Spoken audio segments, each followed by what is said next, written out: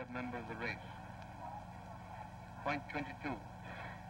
We demand abolition of the mercenary troops and formation of a national army. Of these aims, the one which seems to have been regarded as the most important, and which figured in almost every public speech, was the removal of the disgrace of the armistice and the restrictions of the peace treaties of Versailles and Saint-Germain. In a typical speech at Munich, on the 13th of April 1923, for example, Hitler said with regard to the Treaty of Versailles, "The treaty was made in order to bring 20 million Germans to their deaths and to ruin the German nation. At its foundation, our movement formulated 3 demands. 1. Setting aside of the peace treaty. 2. Unification of all Germans. 3. Land and soil to feed our nation." The demand for the unification of all Germans in the Greater Germany was to play a large part in the events preceding the seizure of Austria and Czechoslovakia. The abrogation of the Treaty of Versailles was to become a decisive motive in attempting to justify the policy of the German government. On the 9th of November 1923, an abortive putsch took place in Munich. Hitler and some of his followers burst into a meeting in the Bürgerbrau cellar, which was being addressed by the Bavarian Prime Minister, Kahr, with the intention of obtaining from him a decision to march forthwith on Berlin. On the morning of the 9th of November, however, no Bavarian support was forthcoming, and Hitler's demonstration was met by the armed forces of the Reichswehr and the police. Only a few volleys were fired, and after a dozen of his followers had been killed, Hitler fled for his life, and the demonstration was over. The defendants Streicher, Frick, and Hess all took part in the attempted rising. Hitler was later tried for high treason and was convicted and sentenced to imprisonment. The SA was outlawed. Hitler was released from prison in 1924, and in 1925 the Schutzstaffel, or SS, was created, nominally to act as his personal bodyguard, but in reality to terrorize political opponents. To substitute for it a National Socialist totalitarian regime, which would enable them to carry out their avowed policies without opposition.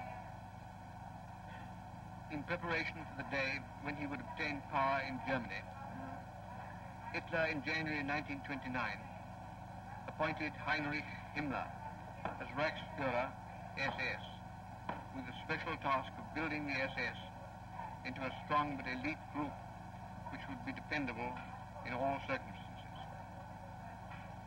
On the 30th of January 1933, Hitler succeeded in being appointed Chancellor of the Reich by President von Hindenburg. The defendants Goering, Schacht, and von Papen were active in enlisting support to bring this about. Von Papen had been appointed Reich Chancellor on the 1st of June 1932, as Dr. Hans Waltz asserts in dates from the history of the NSDAP. But that it was the result of an agreement was admitted in evidence by von Papen. The Reichstag elections of the 31st of July 1932 resulted in a great accession of strength to the NSDAP, and von Papen offered Hitler the post of Vice-Chancellor, which he refused, insisting upon the Chancellorship itself. Representative assemblies in the Länder were abolished, and with them all local elections. The government then proceeded to secure control of the civil service. This was achieved by a process of centralization and by a careful sifting of the whole civil service administration. By a law of the 7th of April, it was provided that officials who were of non-Aryan descent should be retired. Special courts were set up to try political crimes, and only party members were appointed as judges. Persons were arrested by the SS for political reasons and detained in prisons and concentration camps, and the judges were without power to intervene in any way. Pardons were granted to members of the party who had been sentenced by the judges for proved offenses. In 1935, several officials of the Hohenstein concentration camp were convicted of inflicting brutal treatment upon the inmates. High Nazi officials tried to influence the court, and after the officials had been convicted, Hitler pardoned them all. Hitler ordered the late defendant Lai, who was then staff director of the political organization of the NSDAP, to take over the trade unions. Most of the trade unions of Germany were joined together in two large federations, the Free Trade Unions and the Christian Trade Unions. Unions outside these two large federations contained only 15% of the total union membership. On the 21st of April 1933, Lai issued an NSDAP directive announcing a coordination action to be carried out on the 2nd of May against the free trade unions. The directive ordered that SA and SS men were to be employed in the planned occupation of trade union properties and for the taking into protective custody of personalities who come into question. In the month of June 1941, the defendant Bormann issued a secret decree on the relation of Christianity and National Socialism. The decree stated that, for the first time in German history, the Führer consciously and completely has the leadership in his own hand. With the party, its components and attached units, the Führer has created for himself, and thereby the German Reich leadership, an instrument which makes him independent of the treaty. More and more, the people must be separated from the churches and their organ, the pastor. Never again must an influence on leadership of the people be yielded to the churches. This in 1980.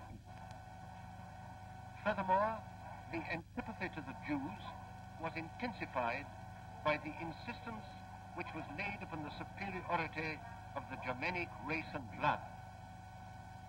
The second chapter of Book 1 of Mein Kampf is dedicated to what may be called the master race theory, the doctrine of Aryan superiority over all other races, and the right of Germans, in virtue of this superiority, to dominate and use other peoples for their own ends.